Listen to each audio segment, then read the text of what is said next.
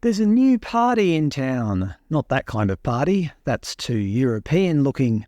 A new political party in the ACT, the First Nation Party. Just what we need to bring all Australians together as one. The person shown on screen is the founder and leader of the new party, Paul Girrawah House. He is a Bandalang Fellow at the Australian National University. According to his bio, Paul celebrates his cultural ancestry through traditional tree carving. Recently, Paul's practice has extended beyond the traditional use of trees and has seen Paul carving his ancestral designs into his detractors, letterboxes and foreheads.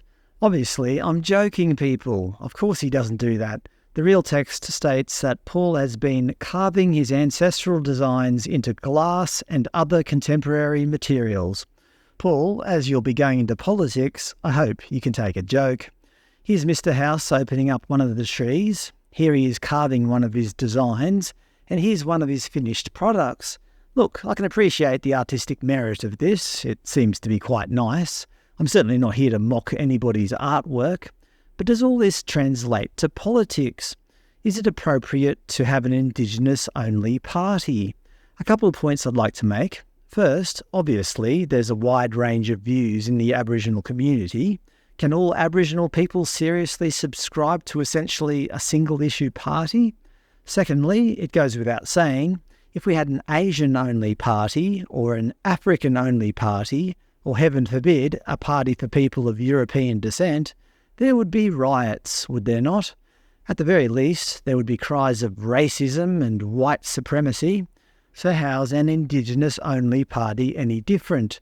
Look, I appreciate Mr. House wants to help Indigenous people, but is this the right way to do it?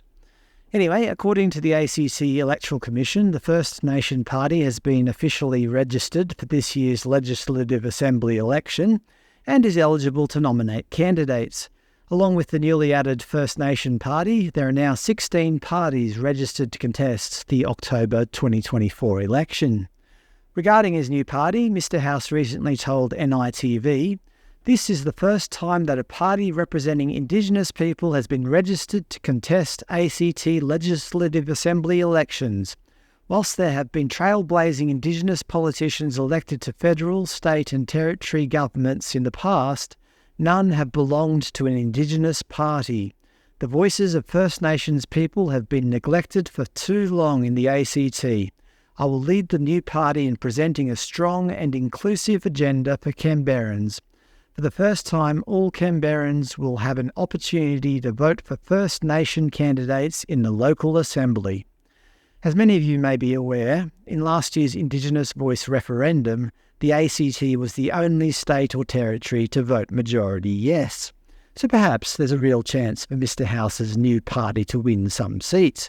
Look, I wish Mr. House well. He certainly has more courage than I do in that he made his own political party. That takes some courage, right? But is this what we really want in Australia? Seats based on ethnicity? Is that going to bring Australians together or further divide us?